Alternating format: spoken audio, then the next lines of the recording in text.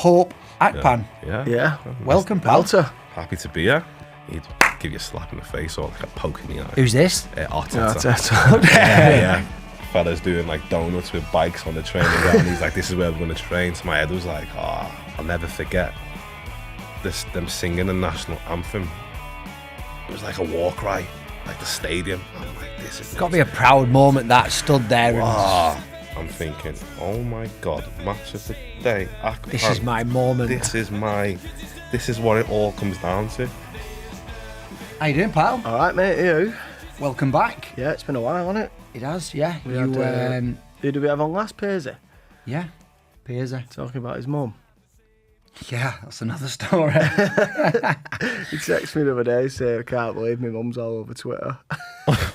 Not for the first time. What's she done? Sorry, I can't get into that. So you did a big challenge at the weekend, didn't you? We did, yeah. 72 holes, won it in one day. Well done, I know mate. you did 100, so... And I'm not going to bring it up, I did 100, but... Yeah. But to be fair, there were only 2 of us. I can't imagine how long it would take with 4 people. Yeah, there was 8 of us, and half of them weren't even golfers, so it was a tough What, you slog. did 8 to get? You're all... No. Oh, 2 One two all we separate did. groups of 4. We did. We come up the 18th as an 8th. One of the lads has finned one out the bunker straight through everyone. Got bollocked off the club, but nah, it was all right. To be fair, it was. I didn't think it'd take out my legs, but last night at Avril, I was fucking honking. Is that your excuse? Well, yeah. You was, You... It's gonna take it out your legs, innit? So we course it trained is, yeah. double session Saturday. No recovery really, but straight into 72 holes, and Well, I carried all the way around. Yeah, well, if you think about it, you've done... I think it works out about 50k you walk Yeah. in it. Yeah. So it's not great on a Sunday, is it? But No. And then, you've only got 1 day to recover on the Monday, and you're playing on the Tuesday. Avril on a 2G pitch last night. Well, what score? We won 2-1. What have you been up to? Turn your messages off as well. I don't even know how to do it. I don't even know why people are messaging me. Can I put that on airplane mode? Just your face on there. Don't even know how to do it. Fucking young there. That's a strong hairline on there as well. It looks strong. Nah, that's there. good for 45, I'm telling you. There's not many you see these days. No, it was your head.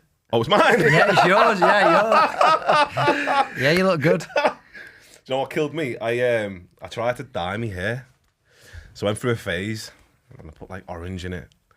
And I think the woman who done it for too long. Yeah, She it just killed it. burnt like literally a hole in my head. And then from that point, just didn't recover. Oh, really? Yeah, didn't recover. Everybody used to dye their hair back in the day. Different colours, It was the Yeah. David Beckham scene, weren't it? Everyone had little blonde tints and blue tints. That's what I was going for, but just didn't kill me off. Blue tints. What are you? Mosher? I had blue tints. Blue tints. They were called... I think they were called frosty tips or something like that. Frosted Yeah, they tips. was frosted tips. Yeah. Yeah, sad. Touching tips. What have I been up to? Not really been up to much. Just it's a busy window. Just trying to get things sorted.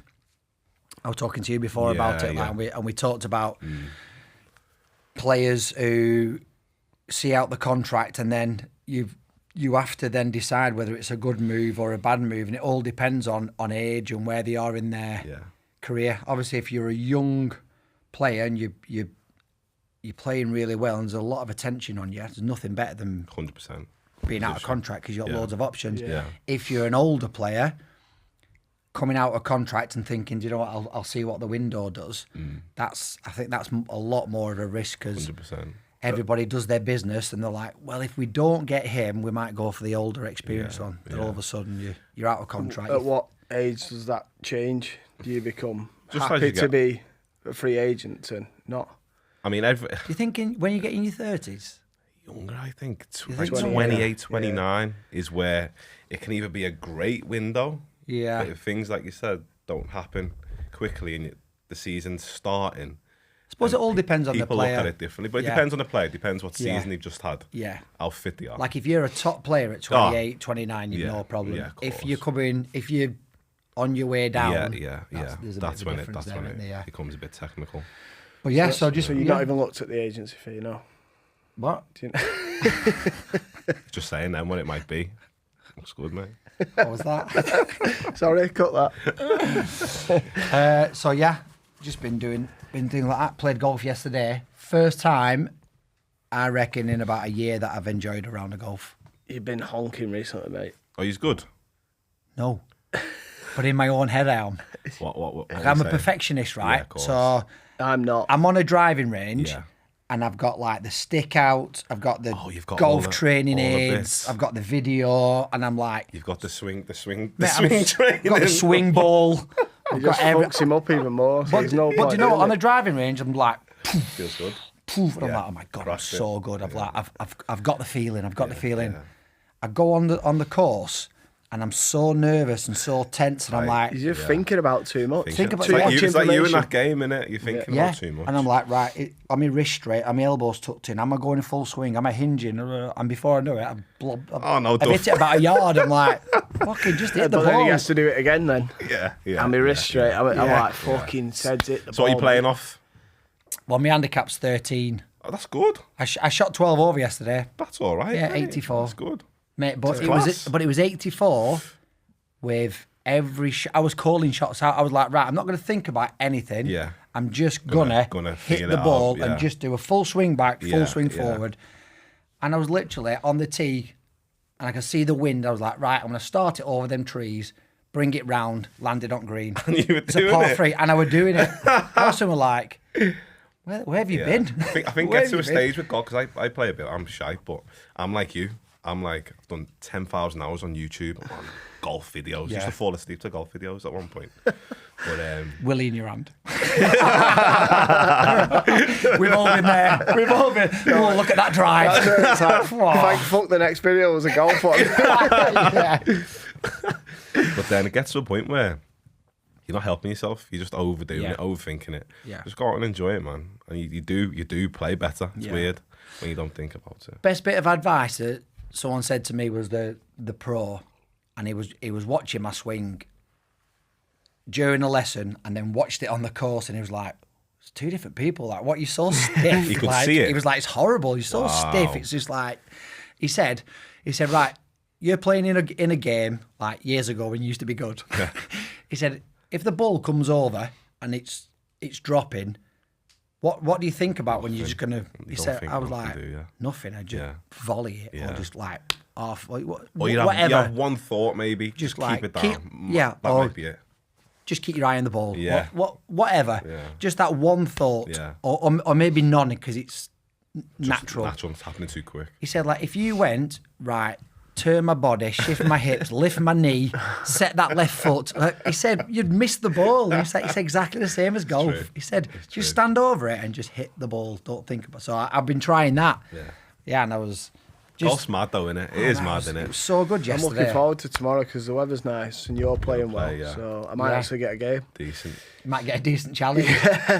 So, right, anyway, Yeah, enough let's get on to the of, guest. Golf. Golf chat. It's not a golf pod, is it? Even though we keep trying to get it to a golf pod. It's we're got its leaning that way. Yeah, we're like, let's get a football guest on a golf course. Come on. Yeah. Do you know what? It was- Just pay us to play golf. the most nervous I've ever felt is on a golf course, though. Is Do you know it? that? Yeah. It was like I was playing in a friend of mine. He's like an investment banker, so it was like a big do. Yeah. It's about 25, 30 fellas on the first tee. It's not a bad way to introduce his name here. Yeah. On the tee. On the tee. They didn't do that, did they? All of that. Did they? Yeah. Go on then. You, So, you I mean- can introduce yourself. Go So on it was then. like on the tee, Hope Akpan, said the name of the team that we were in. Honestly, I couldn't believe how nervous I was. Not natural though, is it? I was, it was embarrassing how nervous I was. So I've jumped on the tee and I'm speaking to myself. I'm like, just stay like fully gone nervous, Yeah. like out of body experience. So then I just thought, just hit it. And I've actually hit an unbelievable drive.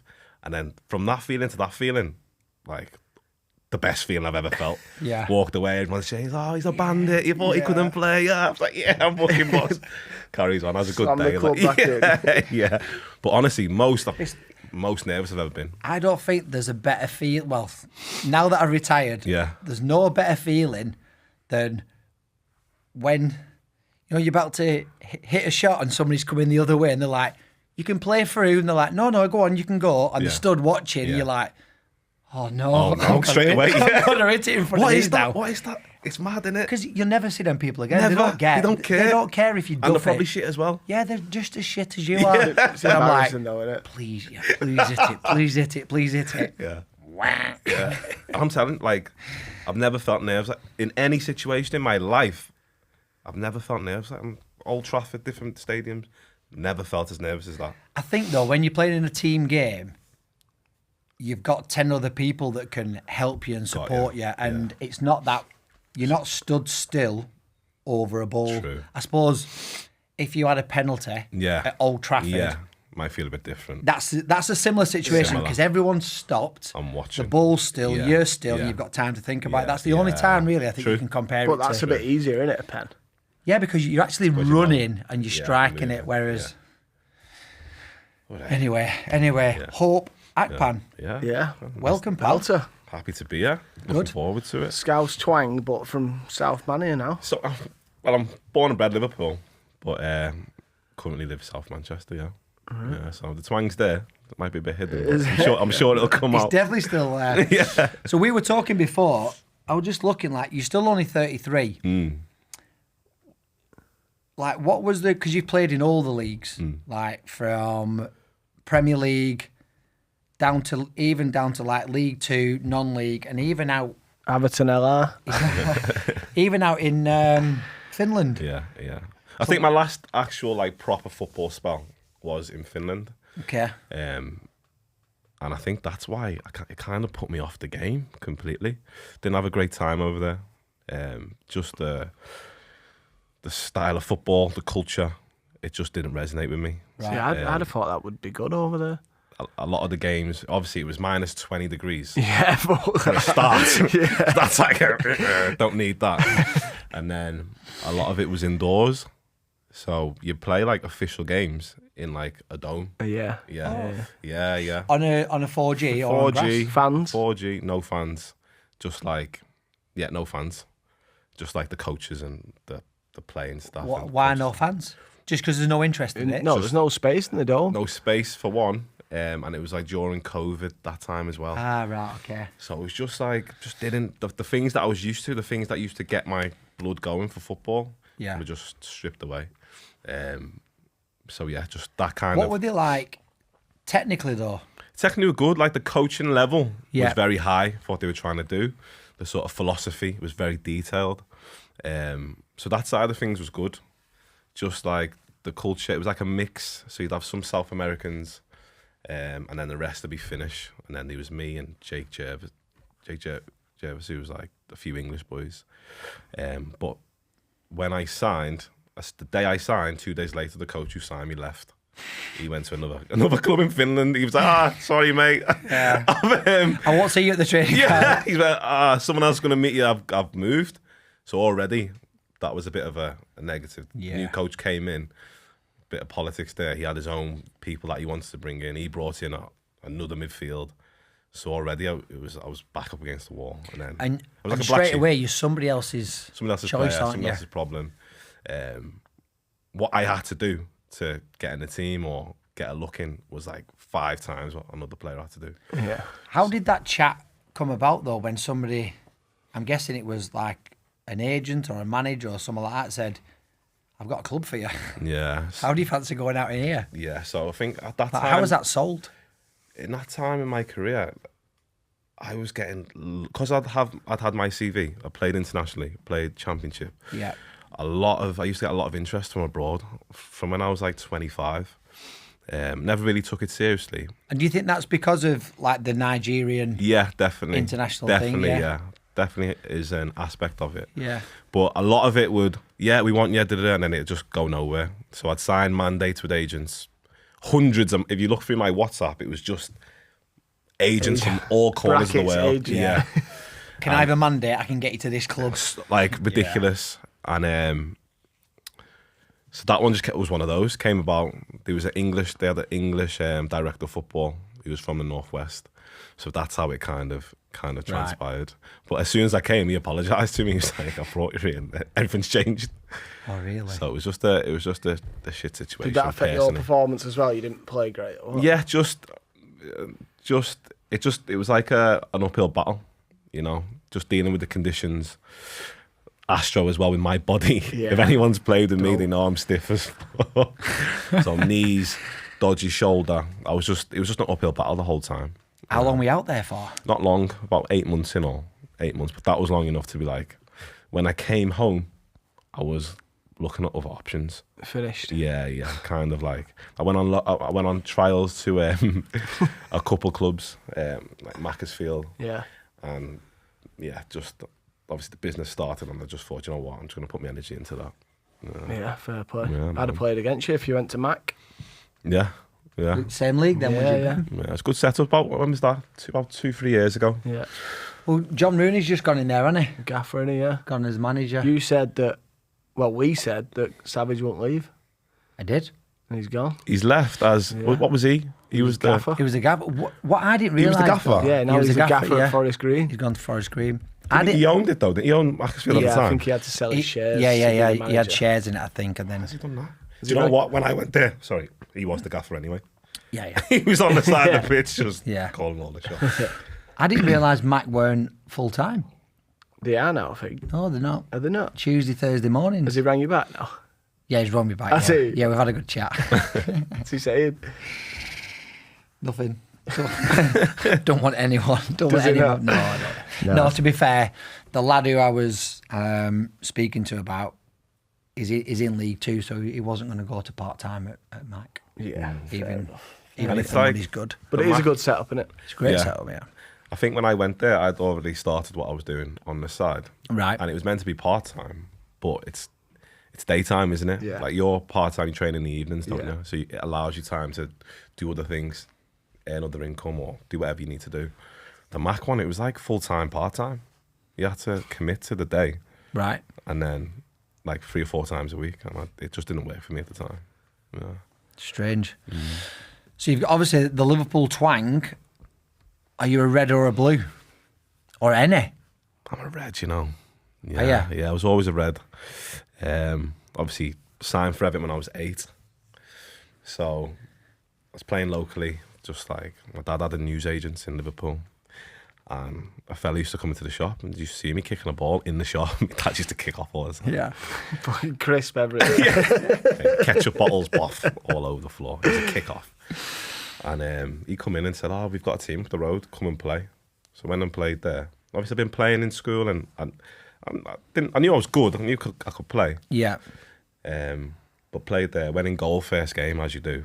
There's a new kid. Yeah. Let one in through my legs. And then straight away, they're like, "You get out of goal. Go and play somewhere else." You crap. Yeah, shit. And then went up top and like scored crazy, like loads of goals. Yeah. I think 4 or 5-0. And then from then I was a striker then. And then dead quick, within like that summer that we played the game, Everton scout was there. It was like, "Oh, do you want to come for a trial?" I'm like, "Yeah, why not?"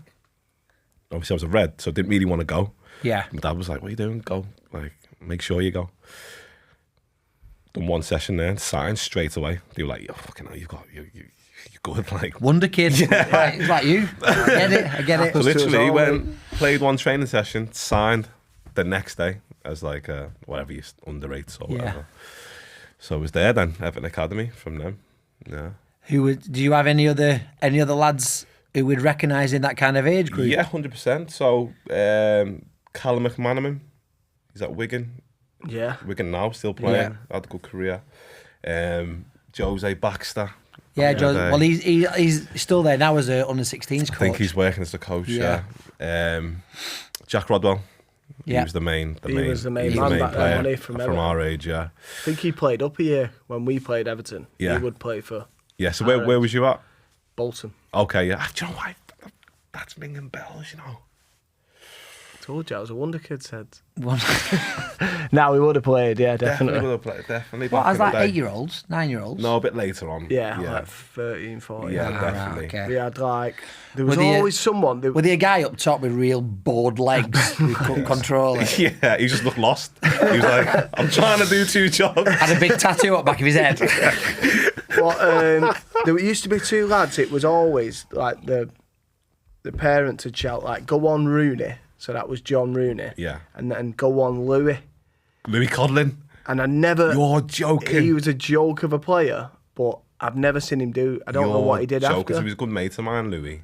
Right. He got on all the way. He got like a YTS, but didn't go any further. That's mad that you Yeah, said because that. he was up there with Up Rooney. top, yeah. He was class. Yeah. I don't remember anything. Because my dad used to say, "We're playing Everton today. Go on, Rooney. Go on, Louis." That's all he was going to get from the side. That's mad. Well, that's how I remember. John was there. John was there as a kid. He left quite early. John Rooney. Where has he just gone in at? Sorry, did he say? Macclesfield manager. Just best striker, one of the best strikers I've ever seen to this day. Just like striker of a ball. Yeah. Yeah. Not a great runner, but he was an unbelievable striker of a ball. So Louis didn't do anything after? No. Louis didn't. YTS and then kind of faded away from football. Right. Yeah. So Louis Conlon, a good mate of mine, great player, like striker. I've always wanted to know what he was doing. That's mad that you said that. But you went all the way through as well, didn't you? So you must have. Yeah. Like, you must have been one of the better players. Yeah, I mean, I started as a striker and then kind of moved around. Went to defence, ended up in midfield. Gary Ablett, he was a coach, God rest his soul. He put me in midfield and said, listen, that's where you're going to play at about 15. And then that's where I kind of stuck him and played from there.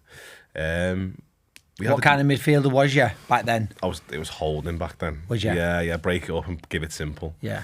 But we had good players, man. Adam Forshaw. We had that. To be fair, the year below us was the better year. They had a bit better crop. Our year was only quite a few kind of really had careers. Yeah. But it was a good setup, like Everton Academy. Obviously, the older lads, James Vaughan, Victor, and Achieve. There was loads who came through and had really good careers. So I was very, very lucky to go through that system. Do you think? Yeah.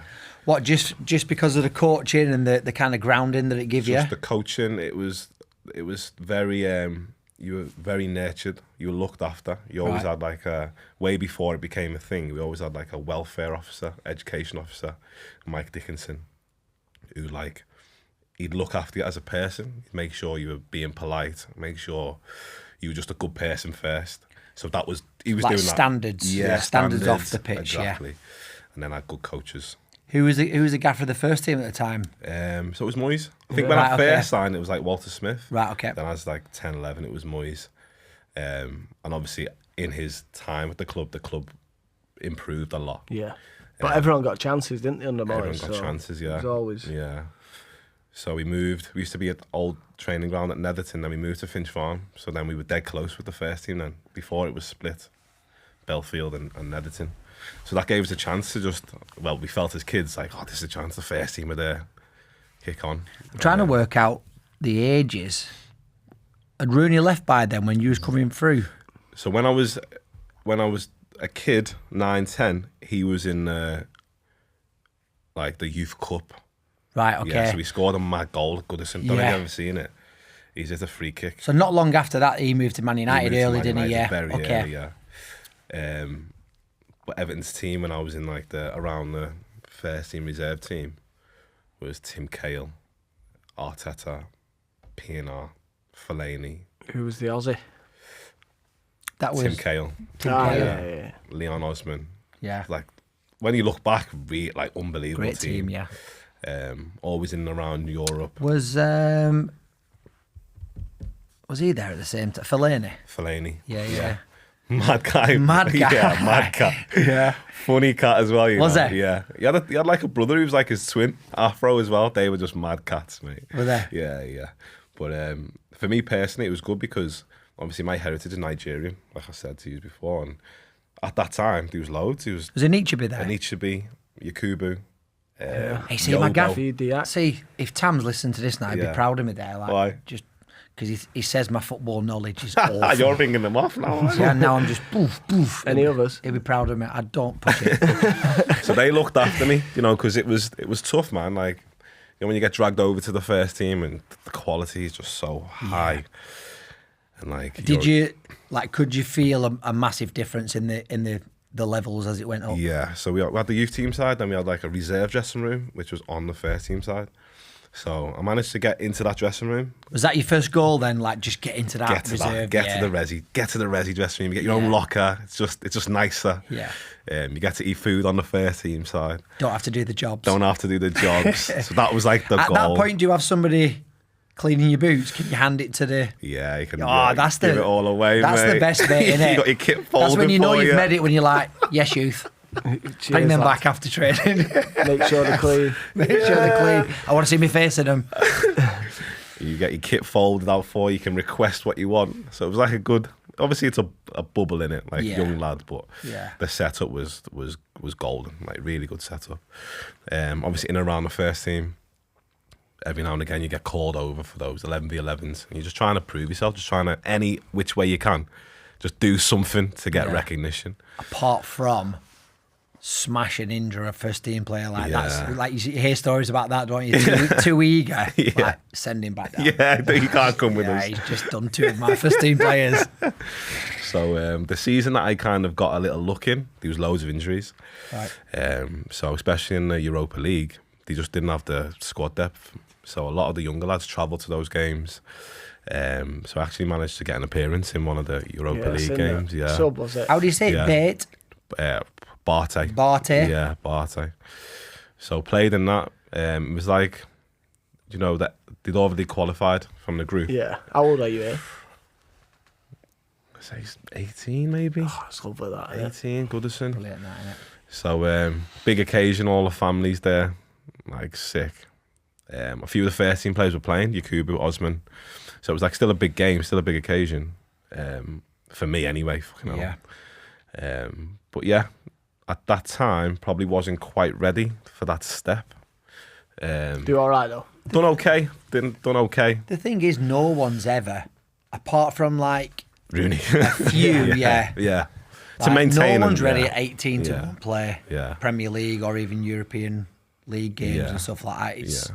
It's about dipping your toe in, learning, getting better, and it's just like them steps in it. But like a lot of people, when you see a lad getting his debut, you think, right, let's see what he's about. You're like, Shite him, kill him off. He's crap, he just give it away. Just killing him. Like, he's 18, he says, like, he'd be nervous as anything. Yeah. I mean, it's hard, innit? Because like at that time, Jose done really well at that time. He was in and around it. Yeah. And then coming through below me was Ross Barkley. So he came I'd been on loan and then it was kind of make or break where I was going to stay. And Ross was with us. He was kind of pushing towards the first team. Obviously, unbelievable player. Top player. Like, top player. Like, different gravy. Yeah. In terms of, he'll do something wicked, beat a few players, but then he'd put it in the top bin. He'd just complete everything. Yeah. So he was coming through as well. So was he the one that was, did you feel potentially going to push you out? Yeah. Right, okay. Yeah, it happened. Yeah. Obviously, we played a little bit together. I'm playing with him. I'm like, fucking hell, he's unbelievable. Just give him a stitch-up pass. Yeah. Fuck him off. Fucking hell, control that, Ross. He played at Chelsea in a resi game, and I think we won 1-0. But Ross, it was like one of Ross's first games with the resis. And I was like, fucking hell, this kid's a joke. Like, just nothing phased him. A year younger as well. Maybe 2 years younger. Really? Solid as anything, Yeah. and just could play the game. But if you know Ross, he's not the like brightest. He's not thinking too much. I think that's why he's so good, because he's just all natural, just football, just free playing. So yeah, but it was good. Always going with the first team. I guess the main difference in level was just the speed of play. Just how they move. Everyone could move. What about physicality? Yeah, everyone could move well. No one was stiff. Yeah. No one was slow. You might think, oh, Phil Neville, he's slow him. Like, nah, he's sharp as anything. Touch bang. Do you know what? Someone put a thing up about Phil Neville, and it was something like 600 Premier League games or something. I was like, shit. what?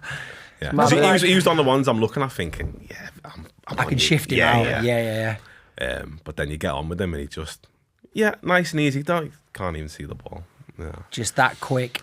Just quick, Thought a yard movement. up there. Yeah. And as I got older, you start to gain that. Yeah. And then you see younger players and you're like, oh, so that's what they had. It's just knowledge of the game. Just seeing the game a second early before the young kid sees it. But good players. Mikel Arteta was probably the cream of the crop. But again, like ruthless player, man. Like dirty. A lot of people might not think that, but anytime you go up against him, because I was one of them players, I'm trying to tackle you, I'm trying to nick it off you, he'd give you a slap in the face or like a poke in the eye. Who's this? Arteta. yeah. Proper horrible. Yeah. Like the dark arts. The darkest. Yeah. I remember one time I'm really feeling good. We're playing 11v11 and I'm playing well. And I've nicked it off him. I've like turned through two bodies and I've burst through the midfield. I've run through, played someone in, we've scored. Like for me, it's like, oh my God, what a moment in this like space. Yeah.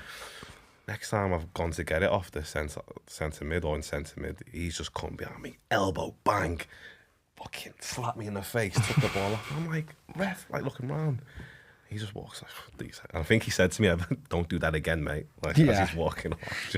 Like we hear a lot of stories about like the real winners, the pros.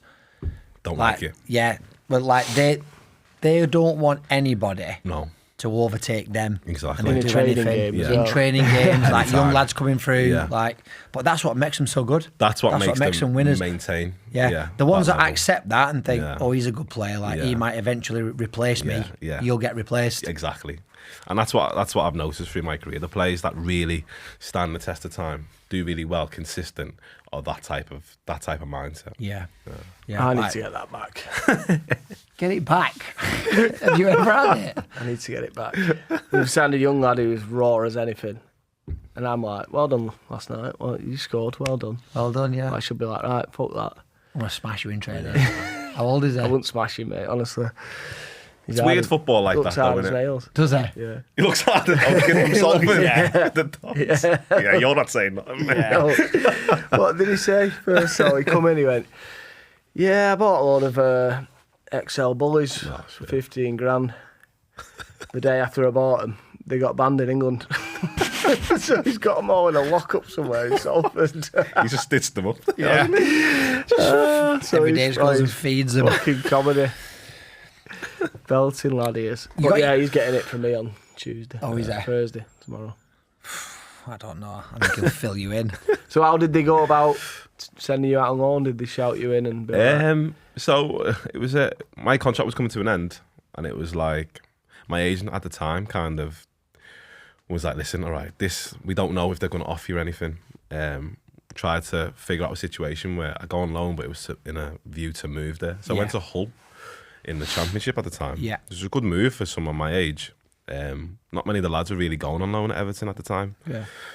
So good opportunity. Went there. It was towards the back end of the season. I think back then you could go on loan at any time, and then it changed where you could only go certain times of the year. Test his knowledge, yeah. How old was you? You should know this as well. How old was you? 18. 10, 11 years. Yeah, I think. Yeah. Well, I don't know. I'd have to check. But yeah, so I think you could go on loan at any time of the season. Like part of a youth loan. Maybe, yeah. So I went like right at the end of the year. Fucking stitch me now. I was doing so well. Clueless, Tam. Yeah, Tam's shaking his head now. Like, fucking hell. So I played in the Championship, played like 3 or 4 games towards the back end of the season. Played against QPR, who won the league. Adel Tarat, that team. Set up a goal. Oh, class. He was top notch, weren't he? Scary, yeah. Scary, yeah. He set one up, his first game? Yeah. So, done quite well. David Amu? Yeah, David Amu. He buried it. We drew 1-1, and they were champions, so they were like the best team. Right. So then I played to the end of the season. Played all right, but then in the last game against Bristol, played against a kid called Marvin Elliott. Just an animal of a guy, like centre mid, just a dog. I thought I was a dog. I met a dog, and he just outdogged me. A bigger dog. Yeah, two dogs fighting. Yeah, damn it. He just outdogged me for the game. So at the end of the game, or at the end of that season, Nigel Pearson came to me and said, "Listen, good player, got good ability, but I think you need to apply your trade, find your level, see what you get some more experience." And I went back to Everton. They said the same thing. Moyes got me in a room with Stubbsy and Andy Holden. They were like the Resi managers at the time. Did he go to Oldham, Stubbs? Is that him? Stubbs. He was coach at... Who was the Oldham gaffer from Everton? That was... Unsworth. No, yeah. No, I remember Stubbs as well. Stubbs, Yeah. he was at Hibernian. Back in the game with that one. I think he was at Rotherham. He was at for a while. And Moyes is speaking, and I'd never really spoke to Moyes in a meeting format. And he goes to me, Hope, like you've done really well this year.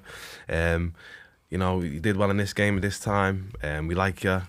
I could give you. I'm thinking of giving you another year. And in my head, I'm like, fucking give me another year. Yeah. Like, what are you talking about? Just do it. I'm thinking. So he's like, yeah, I'm thinking. Oh, he's like, and he goes quiet and he goes, no, let's not do that. I'm like, what? He's like, I think you need to apply your trade and go and find your level, see where you get to. And I was like, well, have you just done that? I'm like, no, Gaffer, I think you're wrong. No. So the older me would have probably said that and like argued a little bit. Yeah. But at the time I was, oh yeah, you're right, yeah, sure. So that was it then.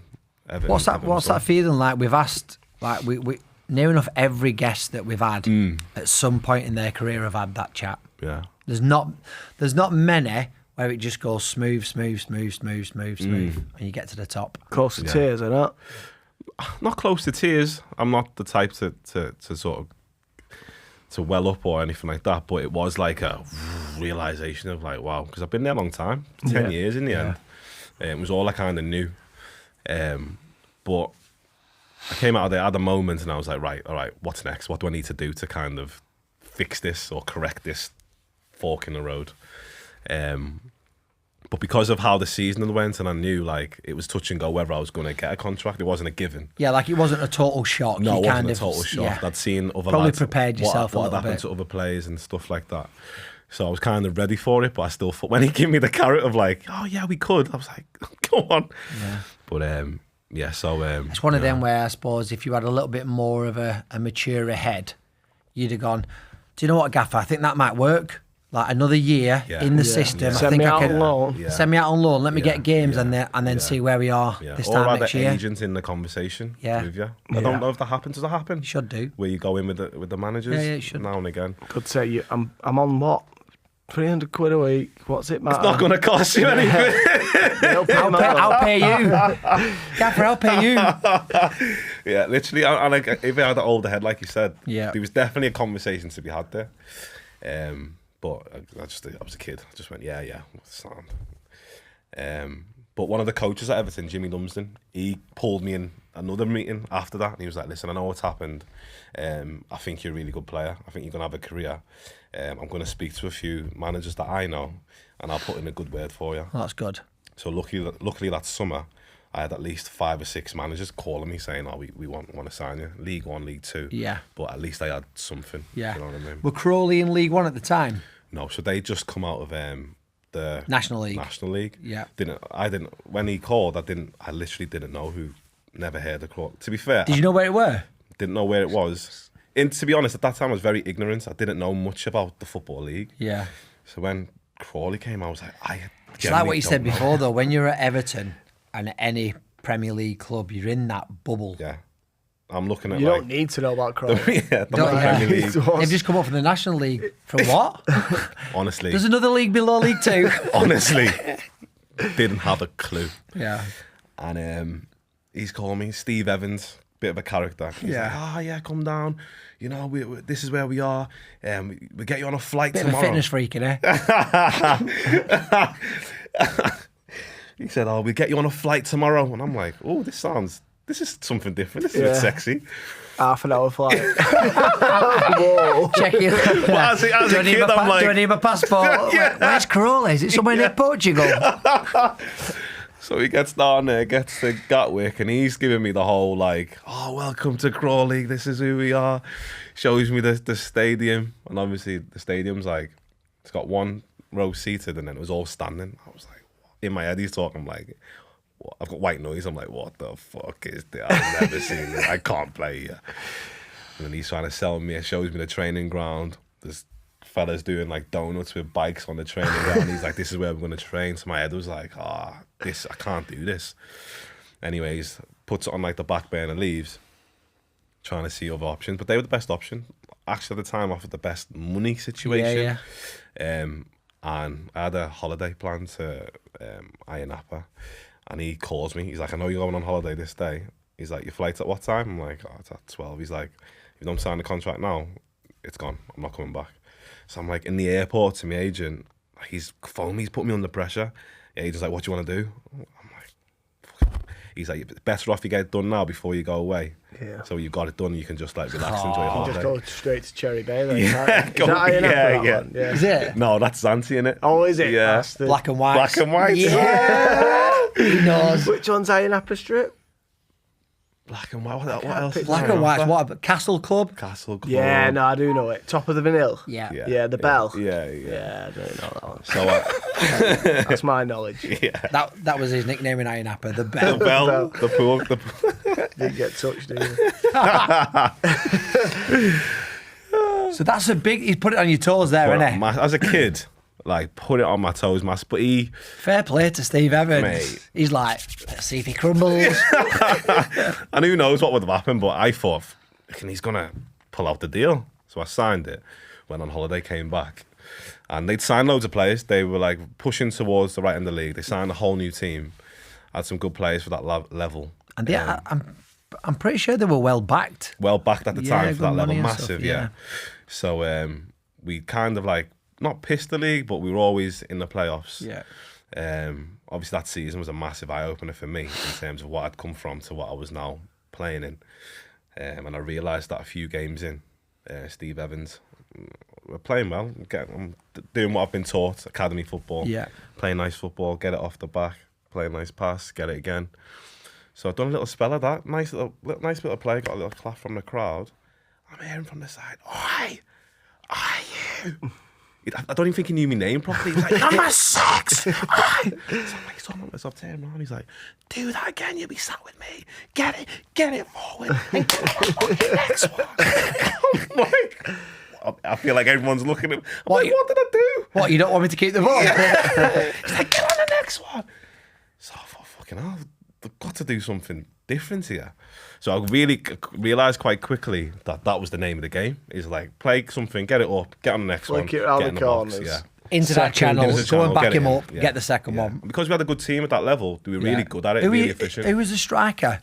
Tyrone Barnett moved for £1 million to Peterborough that season. And Matt Tubbs. Tubbsy, that's the one I was thinking of. Yeah. Yeah. So I had them up top. That's what I get called. Yeah, that's his nickname as well. Tubby. Oh, that's yours. So I played with Matt. He was England non-league. Okay, yeah. I think it must have been the year before. Yeah. Finisher. Yeah, we played together. Finisher? Yeah. Little great finisher. Yeah, great finisher. Yeah. Could finish it however it came to him. Yeah. So they smashed it up top. But that was an experience for me coming into that. So I started quite well. I think first game scored. I always had this little thing, scored, but got sent off. That's it, the highs and lows. Yeah, highs and lows, mate. So score, got sent off, played the first few games. So what was the goal and what was the red? So the goal got played over to the back post. I took it like on the corner angle of the box, took a touch and just buried it, bottom bin, good finish. And then it was two yellows. 2 yellows. First senior goal, that? First senior goal. Nice. And the game the game wasn't a league game, it was the game to get into the League Cup. There was like an issue with Wimbledon and Crawley. So it was like a massive game for them. So scored, and then late on in the game got done for like a handball or something, got sent off. So missed the first few games of the season. And then got in, but then was quickly out because I just didn't adapt. I was trying to play academy football, and it just wasn't called for at that age. I mean, in that team. Obviously not that level, like corner kicks, free kicks, channels, squeeze up to the final third. Yeah. Second balls, that was the game. And it took me a while to get that. Like, remember corner kicks were like life and death.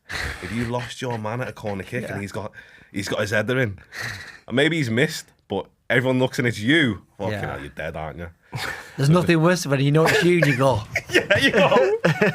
Well, who's on it? Whose man's that? Yeah. It's you. What? No. Fucking get up, get the ball. I forget that one, come on. Or one goes over your head and you're just waiting to see what happens. Oh man. But I had to adapt. But towards the middle of the season.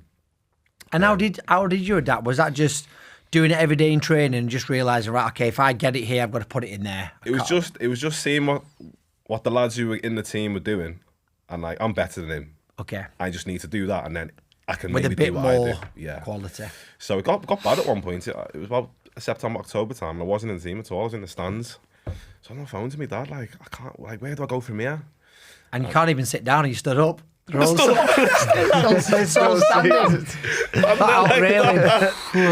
What's going on, Dad? And he's like, so Steve Evans comes to me like, you can go on loan to Forest Green. I'm like, who the fucking Forest Green? Didn't have a clue again. And I said no. I said to him no. I said, listen, I think I'm good enough. I'm going to stay and play. And he was trying to get me out. And I didn't play, but then we played. I worked my way back in the team, got on the bench a few times, played a few games, and then we played Bradford away. And one of the players got injured in the warm-up. I played, we won 1-0. Big game for us. They were in and around us. Won 1-0. And it was like a mass brawl at the end of the game. So I don't know, Claude Davis, remember Claude Davis? Yeah. Him and Pablo Mills.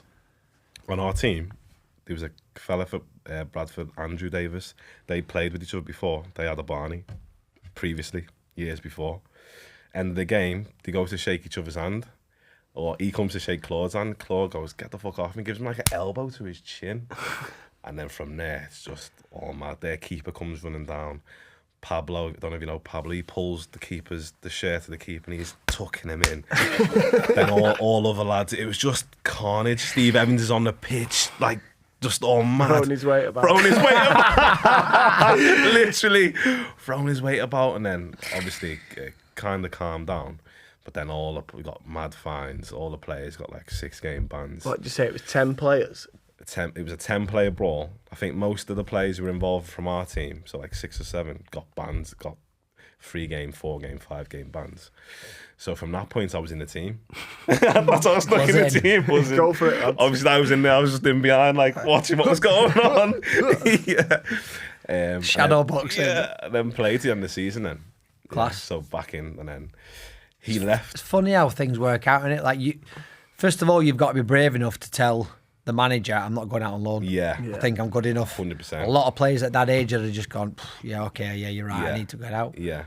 Maybe I learned from that first situation with Moyes, because I was like, he was like, I think it's best for you. And like, I think Steve Evans was a bit of a dodgy dealer as well. So I think he always, whatever he was planning, there was something in it for him. So he was trying to force him, like, why Forest Green? Why? So I was like, nah, I'm not going. I managed to stick it out and eventually got back in the team. And I think we got promoted on the last day.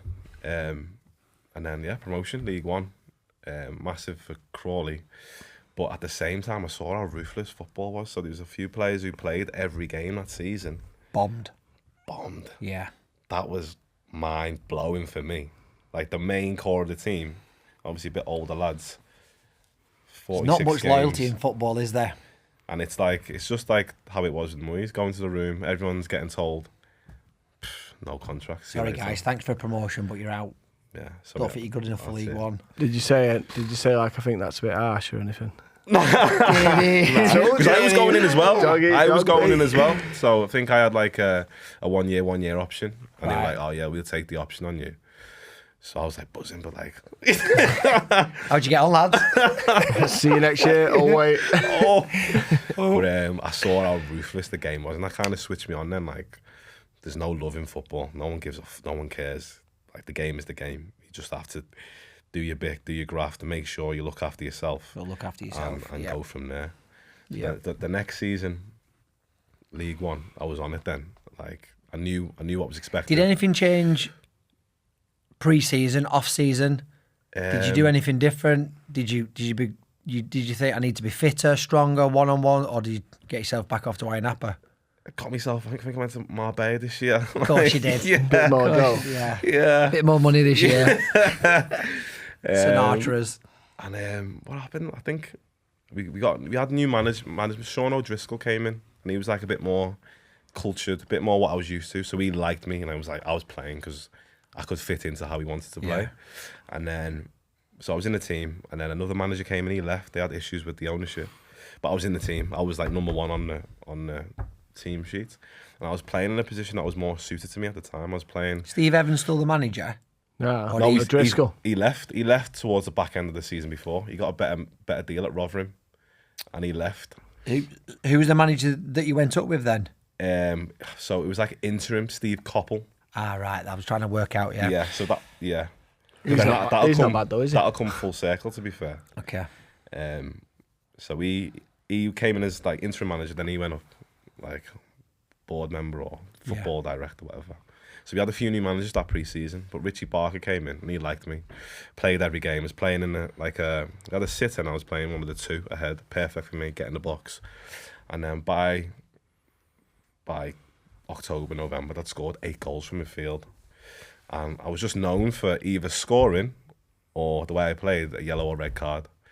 So my mates would call me and say, your name's always on the prompter on Sky. You're always on there. Like the video prompt. Yeah, so when it comes through our red card. Jeff Stelling. Goal, yeah. I was always on there. For like a spell of like 2 months, it was either a goal or a red card. Akpan, 78 minutes, red card. Goal, please have a goal. Yeah.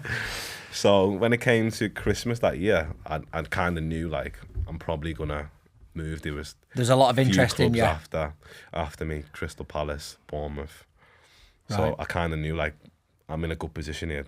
I'm playing really well. And then we played Reading in the FA Cup in January. Normal game. I'm just thinking normal game. FA Cup game there, good team. But I was in such form that I just didn't even care who we were playing. And you play so many games, it's just another game, isn't it? Yeah. So I played. And I think by the end of the game, I'd had the most touches, most tackles, most interceptions. It was just kind of perfect game on that day. Perfect game. Yeah. We lost the game 3-1, but I had a really good game. So then I've gone home, shot back up to Liverpool. I've gone out as you do. Wake up Sunday morning and the gaffer's ringing. I'm like, why is the gaffer ringing me on the Sunday? What's happened? Does something happen? Or can't remember last night. Yeah, so I'm thinking. Yeah. And obviously when I don't know. Checking who you've woke up next to. Yeah. It's the gaffer's wife. Yeah, and as we mentioned off camera. But you've been in one of them situations, that's why you're saying it. A massive flashback. It was the his digs lady. Oh shit, yeah. Coming off a sunbed. Oh my god.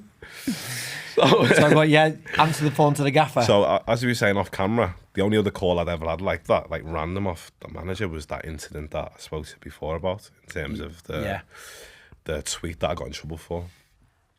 So he's called me and he's like, listen, how are you? I'm like, okay. He's like, bit of a weird call. He's usually quite bubbly and like, he's like, well, we've just had a bid accepted for you. So don't come to train tomorrow. You're going to go down there and yeah, that's all done. He's like, congratulations, well done. I'm like, yeah, hope to see you soon. I'm like, what the fuck? What? Where am I going, Gaffer? Wait, you didn't even say? Yeah. So then my agent started belling me. I'm like, oh, okay. So then he said, oh yeah, you need to go down to, I didn't even know. He's like, oh, Reading have put a bid in for you. So I'm like buzzing. Do you have to check where Reading were as well? Check where Reading was, as you do Google Maps. I'm like, oh, it's near London. That seems all right. That's not too bad. So anyways, I'm like, oh, let's go, like tonight.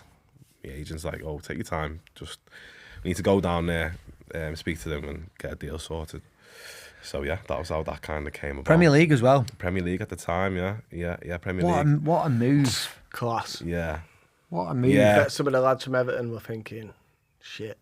Yeah. I mean, that was big for me. I was like, in a short space of time, I've got back to like where I wanted to be. Do you know what I mean? So I was really buzzing, really happy at that time.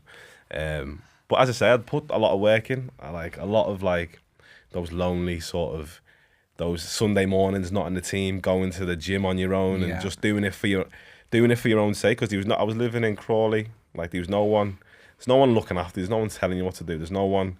It's up to your own devices, isn't it? Yeah. You know what I mean? It's up to you.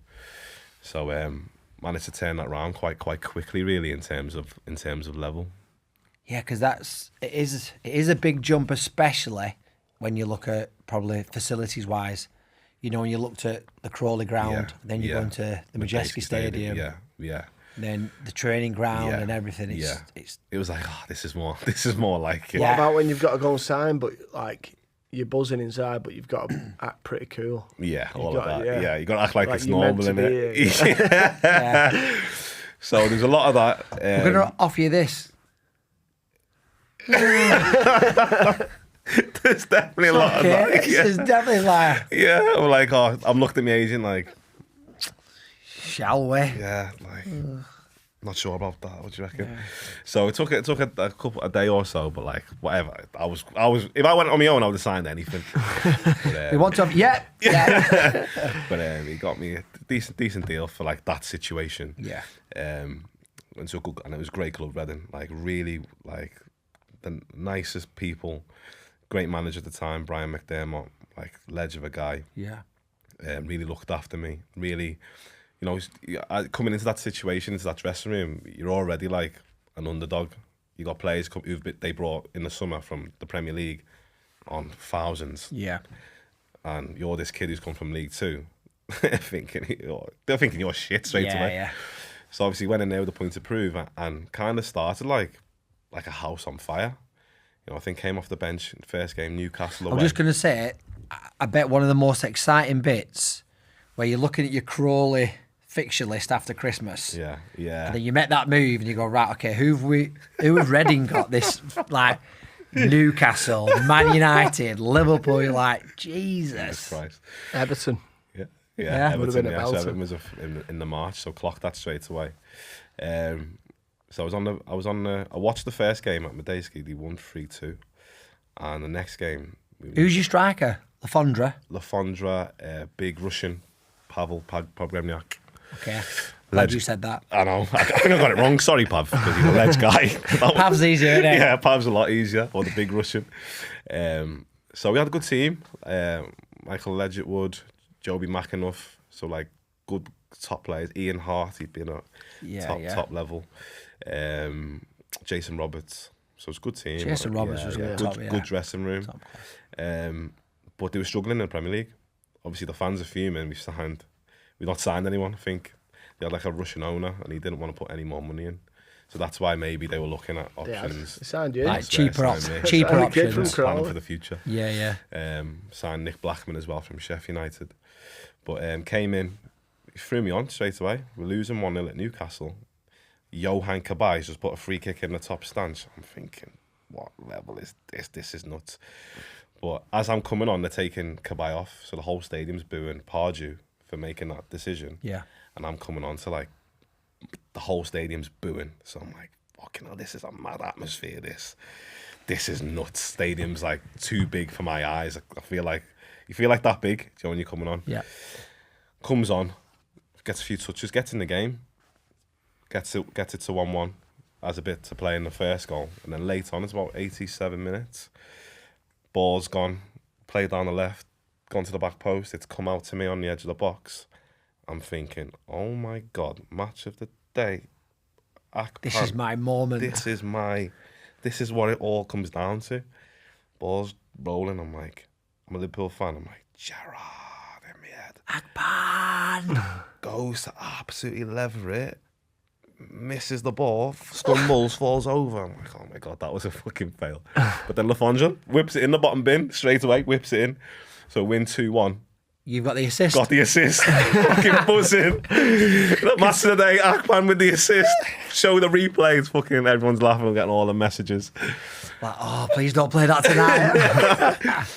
So buzzing, like, had an impact. Oh, what's the atmosphere like in the dressing room after that? Oh, like nuts. Everyone, and because of how it happened, that I was in then. Do you know what I mean? Yeah, accepted. Yeah, accepted. I was in. Because I'd done well in training at that point as well, so I was in. And then next game, Chelsea at home. Again, we're 2-0 down. Manager's looking at me to like, come on. Comes on. First few touches, gets it on my feet. Plays like a little reverse, little ball through. Lafondra again. Buries it. 2-1. So like the lads are like giving me the ball to like go on, get us the next. So late on again, 94th minute, gets a free kick, keeper booms it, gets headed down. I'm in the box and I could have like tried to score when my head was a bit far out, and I've just seen Alfie to like the left of me, like free. I've gone and like just nodded it down to him, and unbelievable finish by him on the volley, like Coyle volley side foot into the top corner, 2-2, Chelsea at home. 2 assists. Fucking, this is easy. It's a piece of piss. Made it. I've made it. I've made it. Looking around thinking, oh, this is you lot. I'm the man. Anyways, Next game, Sunderland beats them 2-1. So now, from being like Started. out of the relegation zone, I've had an impact. I'm in the team. Plays the next couple of games. I think we drew the next one and then got beat by Stoke, but we're still outside of the relegation. Yeah. So everyone's buzzing, good atmosphere. And then we go to Dubai, warm weather training, they called it. And I'm like, this is amazing. This is the life. I've made it. But I'm really young then, naive. I'm just going to the mall, do train in the morning, go to the mall, come home. All the other lads are fucking getting on it, like fully on it, out every night, enjoying themselves. Obviously, I'm fully oblivious to this. I didn't think Dubai had that nightlife. I thought, oh, it's nice, the mall, the Burj Khalifa. So I'm just focusing on the training. And then finds out towards the end, the lads are going out every night. Oh, wow. So then on the last night, everyone's allowed to go out then because we weren't meant to go out. Yeah. Goes out and then I see like, oh my God, this is where they've been going. And I'm like, this is nuts, unbelievable. How have I missed this? Yeah.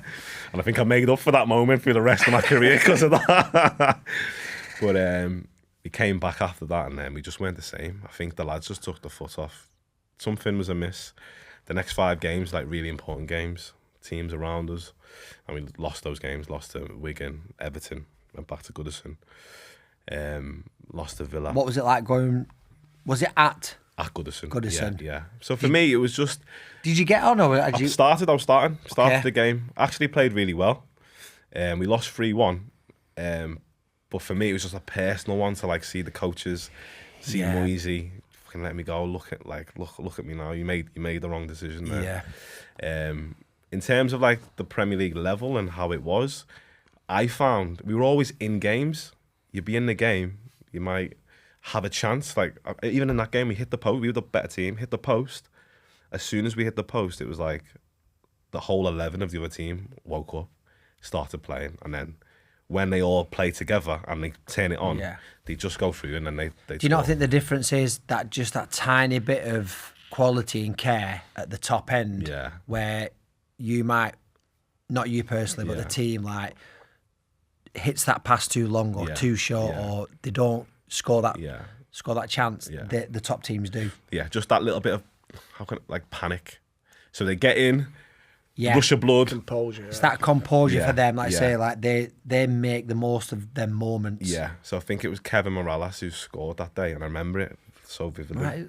All the tattoos. Yeah. And he's gone in, he's cut in, and it's like a half chance, he can score, but he can easily miss. But just dead cut, like no panic, just whipped it bottom bin, buried. Yeah. And then that was kind of the game then. From us being on top, we were 2-1 down before half time. Yeah. And then they just kind of saw the game out. So that's what I noticed about that level compared to the levels I've played at. It's just that when those teams turn it on, the ability that they've got, they just blitz you because each individual player is unbelievable. Can move well. Yeah. Good touch, knows the game. So when sometimes they're a bit laxy-daisy, it's a bit just keeping the ball. But when they fucking we're going now, then they go and it's like, whoa, how do you even cope with that? In that little 6-month spell, who was the one player in the Prem that really caught your eye? There was a few. I think for me we played Arsenal away, and I didn't play. I think the manager got sacked. New manager came in, his first game. I think we were 4-0 down after like 20 minutes. So I've come on the second half, and as I'm coming on, I've heard Arsene Wenger pull Ramsey. He's like, listen, when we're in their half, one touch. I want you to play one touch. So I'm like, fucking hell, what the fuck is that? I'm like, what the fuck is that? Training game. Yeah, literally. So now I've come on now, and literally that's what it was. It was like, it felt like there's nothing I can do to affect what's going on. They're just too in sync. They're too fluid. Our players are just too deflated. They can't. It was. You know when you say chasing shadows, everyone says it, but it was literally. You couldn't get near. I felt there's nothing in my body that I can do to get near anyone, because you tried, they just pop it off. That must be a horrible. It was disgusting. Situation to be in. And on top of that, they were playing one touch. They were messing about. It was ole, ole, ole, ole. But they were that good. They do that and have a chance. Yeah. That's how good they were on that day. So that was like Ramsey, Walcott. They were just sharp as fuck.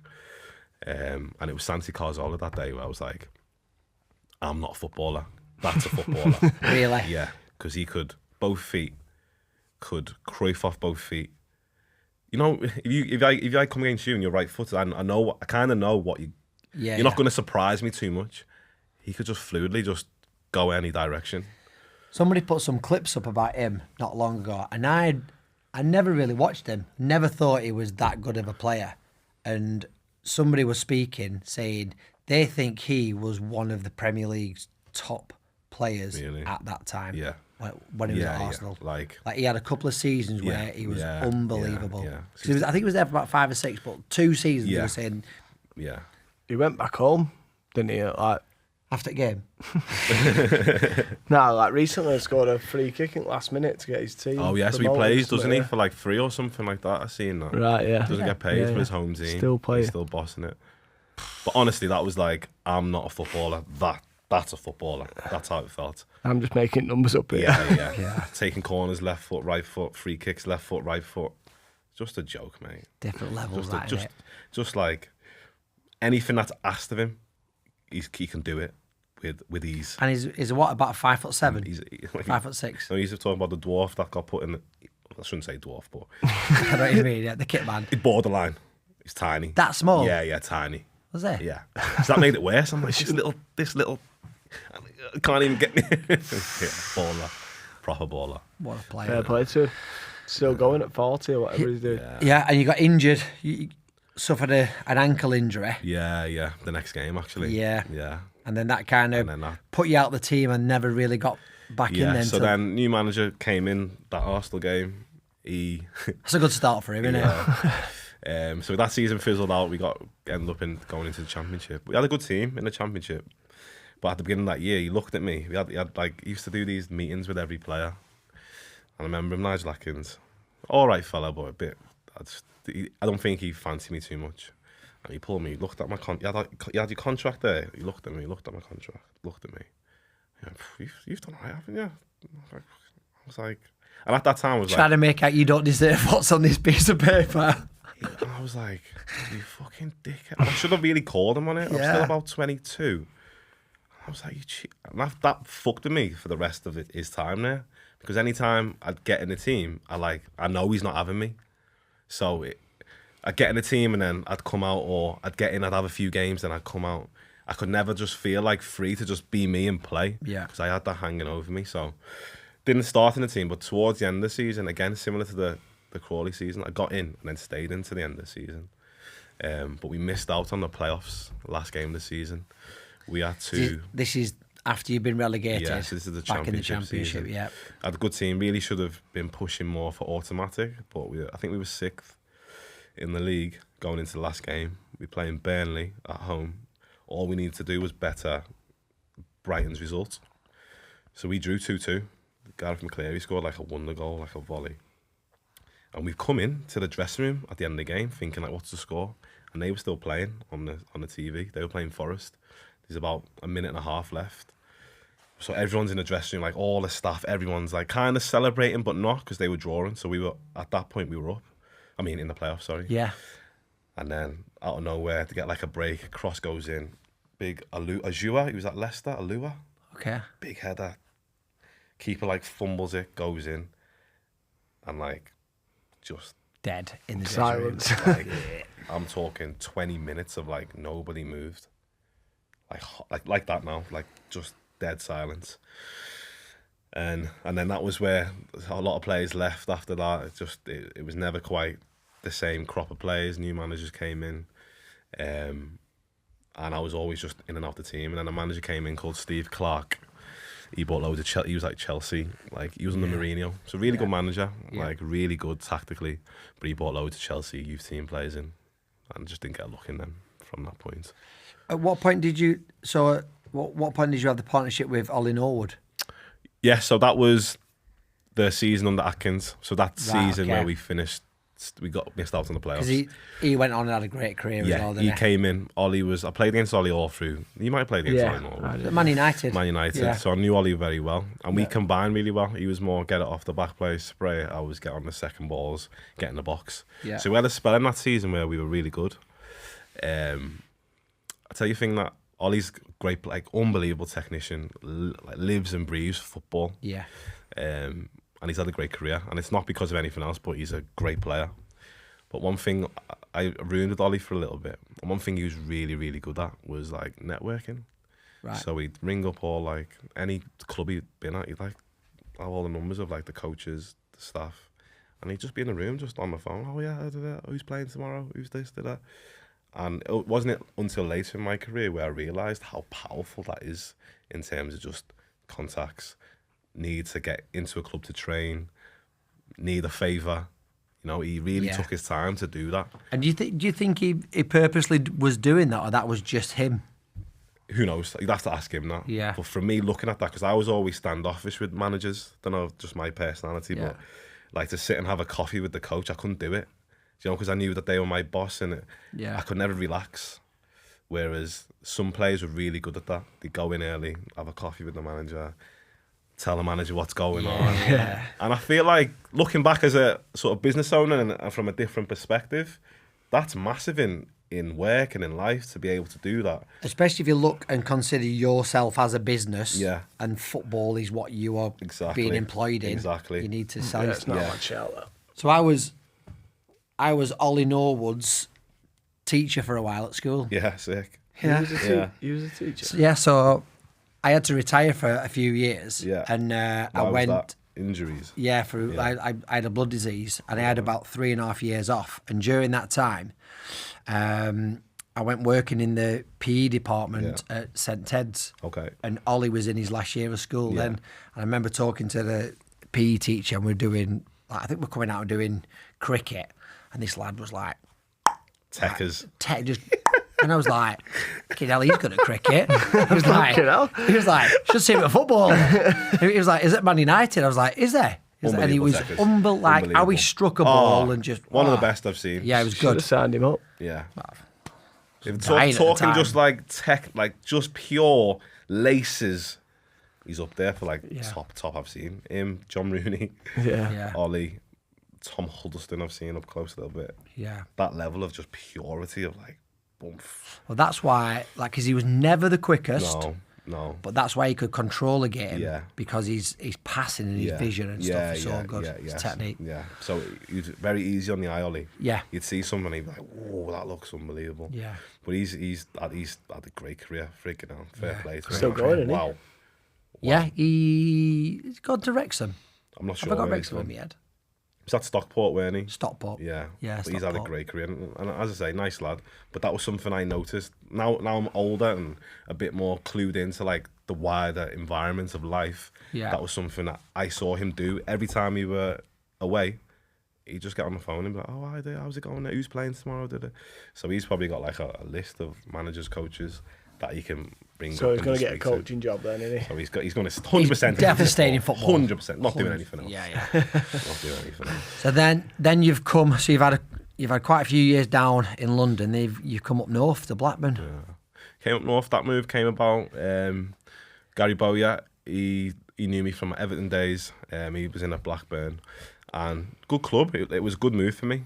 They were very, very competitive in the Championship. Yeah. Had really good players. So signed there, and again a bit of a weird negotiation. So they were under embargo at the time, so they couldn't really pay players. They had like a wage cap. So it was a bit of a. I was going to be on less than what I was on at Reading. And I still had a year left at Reading, so it was like, do I leave? Do I really leave, or do I try and fight my place? But they really wanted to make the move happen, so I've gone in with the chairman at the time, and I'm with my agent, and I thought it was just like an introduction. Oh, hi, I'm Hope. He's like, so lad, are we gonna get this deal done or what? What do you want? I'm like, whoa, this is mad. Don't matter what I want, you've got an embargo. yeah, exactly. So my agent's in there, and my agent at the time didn't really say much. He was like looking at me. So I'm thinking, am I going to have to like leave this here? So anyways, I'm like, well, this is what I'm earning. This is what, this. You're saying this. This is me. This is the gap. He's like, well, we can't do that at the minute. This is what we can do. So I sat there for a little bit. It was a bit awkward. So I'm like, he's like, oh, and he could tell it was a bit awkward. He was like, oh, do you want a Malteser? And I'm like, yeah, go on, I'll have a Malteser. So like trying to like just keep it cool. So I'm Maltese. I'm sitting there. I'm like, all right. if I... Can you do this trick? And he's a nice fella, but like, obviously, he's being very, very serious. So he goes, I go, all right, I'll come on this, but if I play this many games, I want to get to this. And he's talking, he's like, no, I can't do that. And he's like, we're under embargo. There's no guarantee we're going to come out of embargo. And maybe he thought that they were going to be in embargo for ages. So he's like, if we do that, yeah, if we come out of embargo, yeah, we'll do that. I'll take that deal. So signs the deal. Blackburn come out of embargo like a month later. I played 20 games straight away. Then obviously wages were buzzing. Yeah. So in that meeting, he went to me after we got the deal done. He was like, "Fucking hell, that was an expensive Maltese, wasn't it?" Is that his head? But I looked at my agent, and my relationship with my agent from that point was never the same. I was like, "Why don't you fucking?" He's just not done anything. Why don't you? That's your moment to have a bit of bollocks. And he just left it up to me to kind of like wing the deal. Do you know what I mean? Worked though. Got it done, didn't you? Yeah, but that's what he said. It could have also gone very wrong. Of course it could have. Yeah. Of course it could have. That's what you're playing for. Exactly. At what point were you getting into Nigeria team? So I'd already played by that time. I played while I was at Reading. I had a really good spell when I was playing with Ollie. What's that like with? Oh, I don't know what to compare it to. Like, what's the? So it's obviously call up. It's really formal. Obviously they fly you out, nice flight, business class, whatever. Really nice setup in that way. Hotel setup, the training pitch and all that. Where did you fly out to? Did you actually fly to Nigeria? Okay. And I haven't been. Obviously, my family's from there. I haven't been for at that time. I hadn't been for like 5, 6, 7 years. My dad was there at the time actually, so he got to watch me play a couple of times. But you fly out, hotel. It's just international. It's quite chilled, quite laid back. You train. You eat. It's like quite regiment. You're just in your hotel a lot. Okay. But it was nice to be back, see the culture that I knew. Obviously, for my family personally, it was a big deal for them, where we're from. So it was a bit of pressure from them, like, oh, come on, you need to show us what you can do, etc., which was cool. Who were your games against? So it was like World Cup qualifiers at the time. I think we played other African teams, so Sudan, South Africa.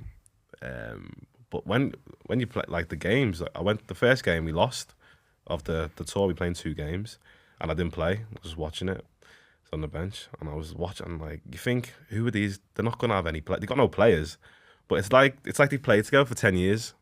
So like they're just in sync with each other. 1-2s. They're all like quite technical. So I was like, fucking hell, these are good. Like, I was thinking these are good. So then we played them the home leg, and I started that game, and I was playing with John Obi Mikel. Yeah. Sort of Chelsea, good football, Nigerian legend. Yeah. And I was in with him, and he was like, "Come on, this is what you need to do." And he kind of made it easy for me, and we won the game. So it was, and I think they've been struggling up until that point. So it was a big moment for them to get qualified, gives them a chance to get qualified because it was looking quite precarious. But the setup was good. Really enjoyed it. The atmosphere is like what I was saying about Finland. It's the complete opposite. It's like fans going nuts. Yeah. Just like carnage. I think we played one game in Congo. I actually got injured quite bad. But I'll never forget them singing the national anthem was like, it was like a war cry, like the stadium. I'm like, this is nuts. Got to be a proud moment that stood there. And like banging the seats, and it was just like, I was like, this is, it feels so intense. Even though games, I'm used to intense games, but this before the game started, the intensity, obviously it's hot. It's just so intense. I know obviously your background's like your heritage is Nigerian. Did you have to consciously learn the national anthem before you went out of there? I knew it. I kind of knew it. Okay. Yeah, I knew it, and I put. Because there's English people who still have to learn. Like, I'll just make sure I get these words right. So I think, to be fair, I learned like the first 2 lines. To be fair. Wait till the camera to go past. Yeah. Just in case. Yeah. But really proud moment for myself. Yeah, I bet, and just unbelievable experience. Again, level of some players. I mean, you might not be too well known, but in Nigeria, they're massive, like legends. The goalkeeper Victor Inyema played in the World Cup. Ahmed Musa scored against Argentina in the World Cup. Right. Like, these are Nigerian legends. They were all in that team. So, like, really, really, a special moment, really good experience. Very different at times, I think, in terms of, like, bonuses and stuff, the way they do things, a bit different to what I'm used to. I won't go into that for tax reasons. But they're really good experience. And obviously my family were there as well. So, yeah, class. Yeah, class.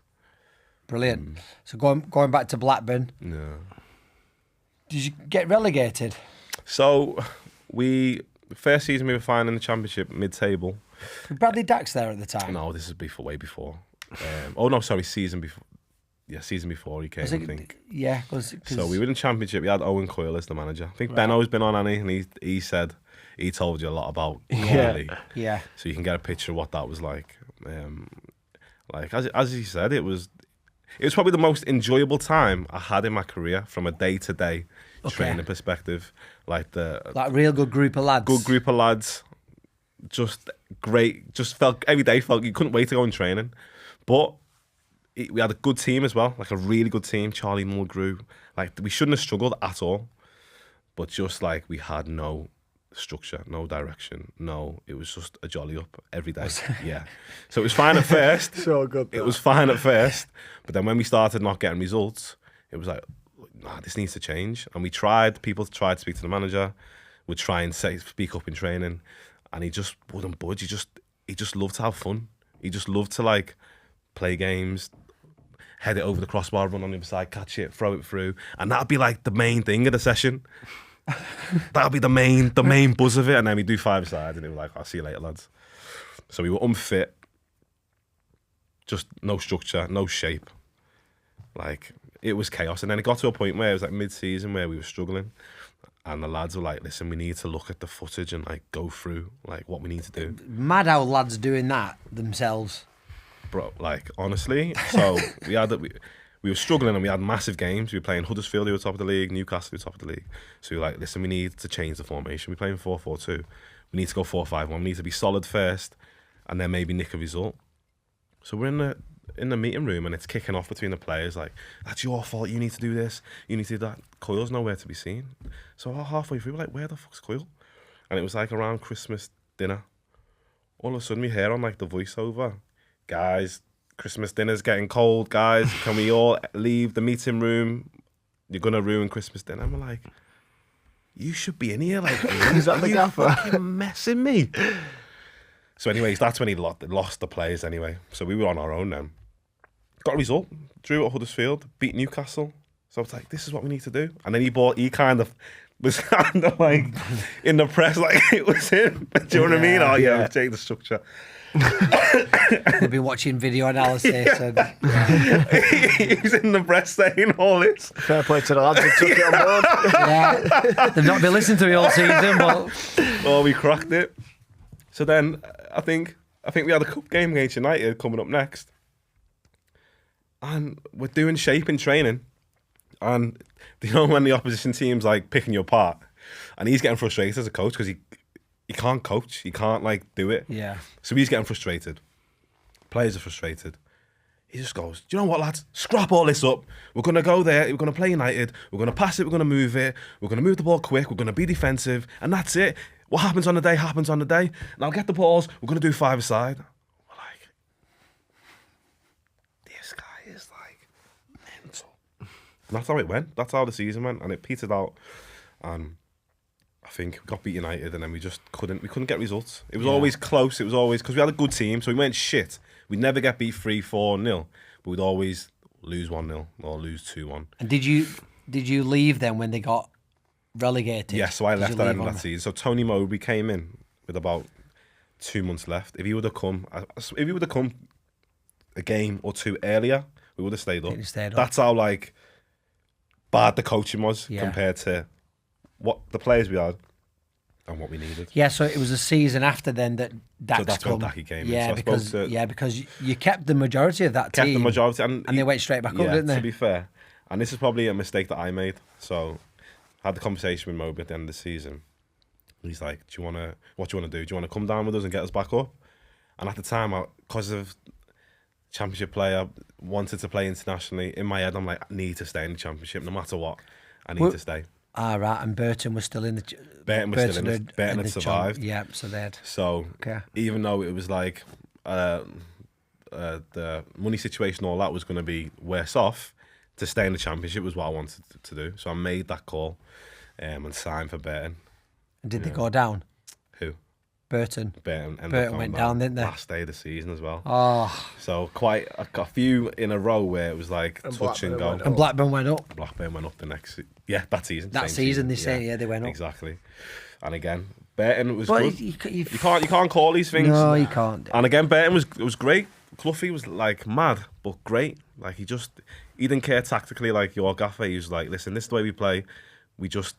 Everyone is bought into the team to do this. Do that. That's what I want to see. And compared to like the players we had, we've done quite well. It went all the way to the wire. And last game of the season, again, similar situation to that playoff. We need to better someone's results. What does that feel like going into that game, knowing that if you lose that game, you're down? So at the time, you're thinking if we win, we're up. So we weren't really thinking about that. We've been playing well. We clawed it back from where we were. So in our heads, it was like we were on to like stay up. We'd already kind of done the hard work. It was just get the result on the last day. Right. And we've gone playing Preston away. They were decent. They were like trying to get in the playoffs, but couldn't really get in. They need to win like 4 or 5. 1-1. They've got a player sent off. Sorry, we're 1-0 down. They've had a player sent off. And I've scored. Probably one of the best goals I've ever scored. Whipped it in from the edge of the box. 1-1. Bolton are drawing as well. So I'm thinking, we're fucking staying up. Unbelievable. I've saved them. Yeah. There's about 20 minutes of the game left. They've got 10 men. We should be like, go and win the game, and then it's out of everyone's hands. Yeah. We're staying up. But on the side, they were like, take it easy, everyone, just chill out. Like, I'm like, we need just win the game, and then it's done. But they were so nervous. Maybe the mentality was like, you want to take it. You want to make your own destiny. Yeah. Don't you? Rather than rely on somebody else not scoring. So we kind of relied on them, and then about 5 minutes in, we've heard they were losing. Sorry, got it to 2-1. They've got it to 2-2. Oh, we need to go and score. I'm like, fucking hell. We could have just gone on and tried to win the game. So anyways, they turned it around. They won 3-2. Oh, wow. So that was... So even if you would have won? If we would have won, we would have stayed up. All right, okay. Yeah. Just had to match their result. Just had to match their result. So just the mentality, I feel, we could have... We were playing against 10 men. We could have easily just gone and tried to win the game. But then if you concede, it's like, fucking... Yeah, but 10 men. Happy there. 10 men. Like, what's the chance? Yeah, but what's the chances of conceding against 10 men? Exactly. That'd be my thought. So, but that season was good. I mean, Cloughy was a bit a ledge in the end. We didn't see eye to eye for a while, just because we had a situation where I think he's took me off in a game. We're winning, and then we've lost the game. And I've come off the bench and walked in the dressing room first, and he's come in straight after me. And he's gone, what was all that about? Why are you kicking off? I'm like, because you fucking took me off. Like, no one was in the dressing room, just me and him. Yeah. I was like, you fucking took me off. And then he's wanted to have a go, but then everyone kind of walked in. So he's like, didn't say much. Just looked at me and didn't say much. And then for that moment, I did not play. It was nowhere near it. Like, he was trying to fuck me off. Didn't play for ages. Dead awkward between us. Couldn't even talk. Like, it was like he hated me.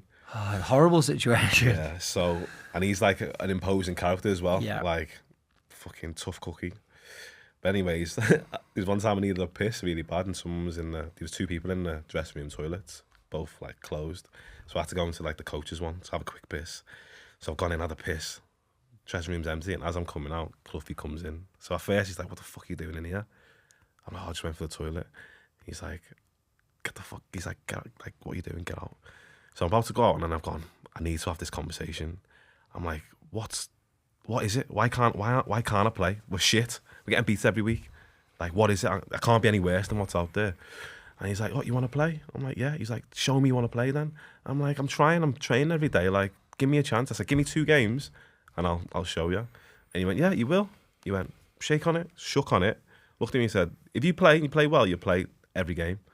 So we played Aston Villa, we drew with them. And then you feel nervous in that game?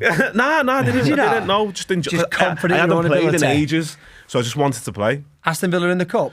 No, in the league. They were in Championship at the time. There. So they had a good team. Right, okay. And I think we drew at Villa, so it was a good result. And then the next game we won. So like I was in then. And then I played from just after Christmas to the end of the season. But just off, I'd learned from that first time. Just from going for a piss. Pissed on seat as well, do you like? Yeah. Well, I've seen him, I've shit myself. I'm like, and he's like, what the fuck, what are you doing in here? I'm like, oh, I just use the toilet. Could you not have gone, I just wanted a word? Yeah. I wanted to, but I shit myself. I'm not gonna lie. Yeah. And as I'm going out, I've gone, Gav, can I just have a word? And then, because it was like he kind of, what's the word? Respected that I had that conversation. Yeah. And then from that point, maybe that's what he wanted to see. Yeah. And then from that point, I kind of played. Did you ever have another conversation after that? Yeah. And again, a decision at the end of the season. Again, sometimes when you look back at your career, you look at times where you probably made the wrong decision there. So Cloughie was ledge. We had international breaks, and he'd let you go off for 2 weeks. He'd take you away. So we'd take all the lads away. We'd go to Marbella, for instance. Yeah. Go 4 days there, like jolly up, enjoy yourselves. And then you'd have a game like the following week, and he'd say, listen, you're off till Thursday. So imagine you've got 10 days of like off. You've already been away. He's like, if you want to stay here, stay here. You want to do what you want. So it was legend. We had 4 of them in the season. So I think we went to Marbella and we went to Abu Dhabi with the team. But it was ledge, like just unbelievable camaraderie with the team. And then at the end of the season, obviously I've done well. He's like, listen, we want you to stay. Here's the deal. And again, I'm like, nah, I think there's some sniffs. I think I can stay in the Championship. My agent's like, free agent, you'll be all right. You've had a good back end of the season. This is what we're talking about before, free agent. Yeah, this is what I was saying. Yeah, for me, it didn't work. Yeah. So I'm about 26, 27. Free agent, think, get a good deal. Yeah. Goes in there, my agent's like, I've got a club ready for you. I think it was Cardiff or something at the time. So I'm like, happy days, I'm good. Just nothing really happened. Nothing. And it got to like mid-August, towards the beginning of the season, first few games, and I've still got no club. So I end up going to Bradford. And Cloughie was still there with that deal. Like, come, even though we're in League One, like you're going to be I know what you can do. You're going to be the main man. And Bradford offered like a little bit more money. When I look back, it was like a bit better deal, better situation. And I kind of jumped ship and I went to Bradford. And I probably regret that. Should have stayed at Burton. So Bradford weren't nothing to write home about then? Bradford internally was, at that time, it was a mess anyway, though, weren't it? Like, embarrassing. So like Coyle's level of management, the club level, it was like the same level, but just like the whole club was just a joke. We had these coaches, they'd just come back from like the academy. They were trying to like, they never even managed the academy. It was like the first role in man, and they were trying to bring in players. It was just a shambles.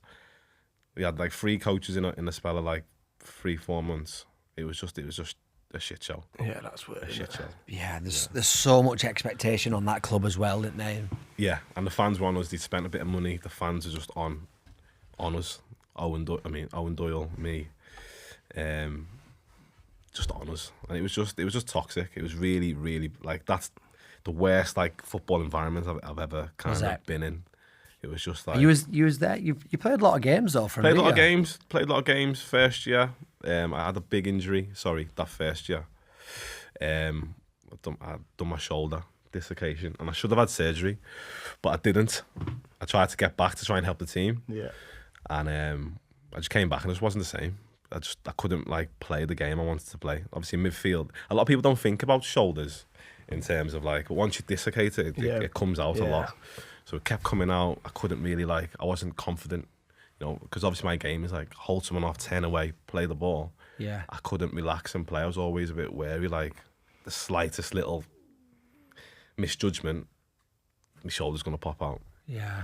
So that kind of, I just wasn't the same player throughout the rest of my career, to be honest. Really? Wasn't the same. Never really was free to play. I was always worried about the shoulder. It just affected me. It's horrible. It is a horrible injury. Yeah. My mate does it, and he can just pop it in there. Yeah, it's happened that that's how it got. That's how it got. So I can't like, if I do something, if I reach into the back of my car, my shoulder can go. That's how bad it is. Yeah. So it just kept going, and you can play, you can hold it for like 10 minutes, and then you can get back, and then, but you just can't. You get half a player. You're not free to play, especially midfield where you have to check your shoulders and know what's around you. I couldn't really just relax and play the game. And then we've come full circle. How was it at Everton LR and Widnes? I'm going to say, Yeah. we've come full circle back to Finland. Yeah. Oh, yeah. So that's when the Finland that's thing how we came got about. So it was there. COVID. I think I got furloughed at Bradford. That was when everything shut down, like halfway through that second season. Yeah. League Two. And we were all right. We were in the playoffs. And I think they just ripped the season off. Anyone who's automatic went up. Playoffs was like, yeah, see you later. Bad, innit? And then went over to Finland after a period of time. Yeah. And then went to Finland, yeah. Go on, talk us through LR and Widnes. Why are they on your wiki? So I've got a mate who plays lower leagues quite a lot. What's he called? Josh Oduck. He's played in and around it. And wherever he goes, he'd sign me up to like try and get me to play. So that's what happened on those occasions. He just one game and then I can't do this. Not even a game, just like, is there no games there? Is there? Don't know what it did, sir. Just I train once and be like, I can't, don't fancy it. Yeah. No, there's no games. Oh, yeah. Zero not games. for me. Class, good story. Great story. Yeah, man. Reece So that's got a good guess once. Did he? No, yeah, well done, Reece. At least we haven't tried to sort it. That quality, that, mate. But you're still playing, really aren't good. Still going. you? Yeah. How you find at this age? Same age as me, aren't you, really? Yeah, it's Are you 34 now? 34. Yeah. Do you know what? I've never been quick, have I? Up top. I don't I'm all know. about No, it. you got to Alty and stuff. Full time. You was... Yeah, but like my game's more hold up. Yeah. So I feel fine. If anything, it's getting easier as I get older. Yeah. Knowing what to do. You just need to yeah. keep on your fitness with you. Yeah. That's all it is, isn't I'm it? smashing it at the minute. I'm not even Yeah. at back at runs. I'm sound. Middle of the pack. It's one thing I don't miss, mate. All that runs, man. I don't miss it. Do you We stay, have, do you like, the stay fit now? runners. Yeah. Very Yeah, fit. he does. Yeah, just because Your mind. that was always what got me through. Mm. Like, I was never technically great. Yeah, yeah. Like, struggle to... You trap can a just bag get of up some- and go, right, I'm going to do a 10k. And just go and do it. Couldn't think But I of always anything wanted to be worse. like, tried to be the fittest and Really? strongest on the pitch, yeah, Nice. because then when everyone started to tire at like 80 minutes, You look I'd good nick then. a goal and be like, he's all right, Tim. Yeah, and it was just purely because of my fitness. Yeah. Yeah. Plays a part though. The low League Two, low league, it plays a part, doesn't it? 100%, Just yeah, being yeah. fit. 100%. You don't have to think about your fitness, do you? Everything else just comes. I always found that if you're not technically brilliant, Yeah. when you start to tire Yeah. and you haven't got You're that even technical worse, ability, yeah. you're even worse. Everything goes, doesn't Yeah. it? It's horrible, isn't Yeah, it? so I might as well be super fit so I can still Still got have a chance, touch. Yeah, still control it in like 70th Just minute. gives you a bit 100%. more as well. Like, I can go, now I'm fitter, I can go, right, I'll run him. Or Yeah. I'll do a bit down the Yeah. wing. Whereas Well, you've normally got- I'd go, yeah. right, turn Well, out, pass it. Or you'll chase him down, he'll make a mistake, you nick a goal, Nick you're a like, goal. I would have never Yeah. done that if I weren't fit. Yeah. Like, A lot not- of it is like just having decision making as well. When you're knackered, you can't. Your body Yeah, goes, yeah. doesn't it? So as a Yeah. striker, you might be able to come to you can chop it because you've got that energy, and then you Yeah. can finish it. Do you know what I Yeah, mean? or if it's building up, Yeah. you get into the back post, Yeah, you end up true. with a tap in. You're Yeah, like, true. I'd have never made Yeah, that if yeah. if I wanted, if I were Yeah. gassed, I'd be Yeah. hanging off, Yeah. hanging back here. Yeah. Definitely in my time, my career, I noticed that the game shift to like it got fitter. Yeah. It got. So when I started Crawley, I was like the only young player in and around it. It was all senior pros. Everyone was like 28, 29, 30. By the time I finished, there was one or two senior pros. Everyone was 21, 23. The game got Young a lot and younger. fresh. Well, like Yeah. even you look at like the champ and the prem now, like everyone's an athlete. Yeah, man. Pure Yeah, like yeah, thoroughbred. There's yeah. not many. No, there's not many who get by on just, he's got unbelievable ability. No, you have need to have both that. now. Yeah, definitely. Oh mate, really enjoyed it. Yeah, class really that. good. Thank you So- very much. Yeah, thank you very Enjoyed much. it. Thank And what do for you do having now? me. Cafes? Yeah, so I've got like a quick service restaurant, QSR. It's like a juice bar. We do acai bowl smoothies. So we're doing good. Doing good. We've got 3 locations in Hale, Altrincham, Wilmslow, Cheshire, and in the Trafford Centre, Manchester. Oh, class. So My yeah, missus really going loves an well. acai bowl. Yeah. I'm gonna have to bring it down. Yeah, man. Class. So it's working a different way. Obviously dealing with people, dealing with staff. Got like, 40, 50 staff across all the sites. So just different problems. Class, but all well done, good. mate. All good, yeah. And Yeah, man. give my regards to Louis because I'm gonna give him a text because he'll enjoy that. what a player he was back in the day. That's mad that you mentioned that. Very good. Little skinhead. I bet you 50 quid he don't remember you. Let me know. The Wonder Kid. Let me know. Text Reece. Let us know. I'll let you know that. Hope Akpan, thank you very much, pal. Cheers, Cheers, mate. Nice one. Thank you. Thank you very much, sir.